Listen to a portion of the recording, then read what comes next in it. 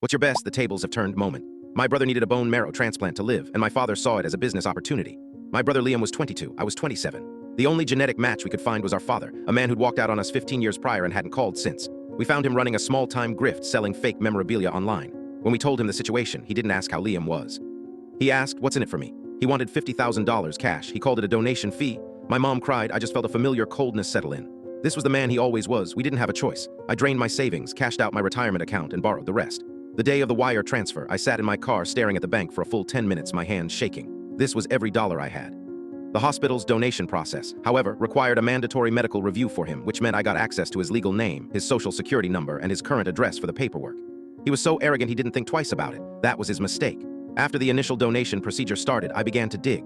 It wasn't just a casual search. I spent every night for a month building a file. I used his information to pull public records, cross-referencing addresses and business filings. I found a registered charity under his name, something called the Everlie Foundation. It supposedly helped families who had lost children. The website was full of stock photos and heartbreaking stories. I even found the story of a little girl named Everlie, who he claimed was his daughter that he'd lost. That was the mini twist that made my stomach turn. Everlie was the name of a dog we had when I was a kid. He was using a dead pet's memory to scam grieving parents. That's when I knew I wasn't just getting my money back. I was going to dismantle his entire life. I traced the foundation's bank accounts to an offshore entity. I found the digital trail showing that less than 1% of the donations ever went to anyone but him. I compiled everything, every fake testimonial, every doctored photo, every illegal wire transfer. The transplant was a success.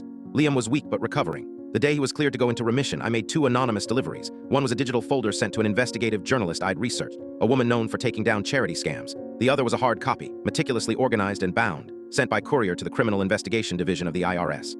I never spoke to my father again. There was no big confrontation, no dramatic speech. I just let the system he exploited be the one that consumed him. About 2 months later, my phone buzzed. It was a link from Liam to a major news outlet. The headline read, "Local philanthropist arrested in multi-million-dollar charity fraud." There was a picture of my father looking shocked and pathetic, being led away in handcuffs. Liam's text below it was simple. "Looks like you saved 2 lives this month."